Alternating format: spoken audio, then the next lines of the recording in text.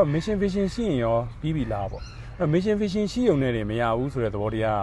ဘာထပ်ပါလာဖို့လို့လဲဆိုတော့ခုန core value ပေါ့ core value ကိုတော့ဆရာတွေအမျိုးမျိုးတော့အဓိပ္ပာယ်ဖွင့်ကြတယ်ပေါ့နော်ကျွန်တော်တို့ဒီနေရာမှာကျွန်တော်နားလည်ထားတာရဲ့နောက်ပြီးတော့တကယ်အကောင့်ထဲပေါ်ရခဲ့တဲ့အချိန်တွေ apply လုပ်ခဲ့တဲ့အချိန်တွေကမြင်ဒါကစောင့်ထိန်ရမဲ့တီလာနဲ့အလားတန်သွားတူတယ်ဟိုကြည့်ရှုနေတဲ့ပြည်သက်တွေထဲမှာတော့ဘာသာဆုံးဟို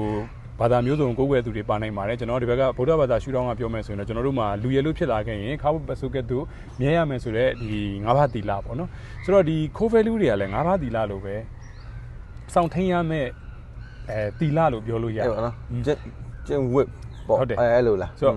ဘာကြောင့်လဲလို့ပြောလို့ရှိရင်အဖွဲ့အစည်းတွေကိုရောက်လာတာကတမီတဲပေါက်တဲ့သူတွေရောက်လာတာမဟုတ်ဘူးနောက်အသက်အရွယ်တူတဲ့သူတွေရောက်လာတာမဟုတ်ဘူး background တူတဲ့သူတွေကြီးပဲရောက်လာတာမဟုတ်ဘူးအဲ့တော့အဖွဲ့အစည်းတွေကိုရောက်လာတယ်ဆိုတဲ့ဟာကအသက်အရွယ်မတူကြဘူးကြီးပညာ background တွေမတူကြဘူးပညာရည်ချင်းတွေမတူကြဘူးဒီလိုမျိုးရောင်သွေးစုံနေတဲ့သူတွေအဖွဲ့အစည်းတစ်ခုရဲ့အမိုးတဲ့အောက်ကိုရောက်တဲ့အချိန်မှာကျွန်တော်တို့ကတစုတစည်းတည်းဖြစ်ဖို့အတွက်ဆိုလို့ရှိရင်အဲ့ဒီစောင့်ထင်းရမဲ့တီလာလို့ပြောလို့ရတယ် core value တွေနဲ့ထိမ့်သိမ်းရတာဒါကြောင့်ကျွန်တော်တို့ core value တွေကလည်းအရေးကြီးတယ်လို့ပြောချင်တဲ့သဘောဖြစ်တယ်yes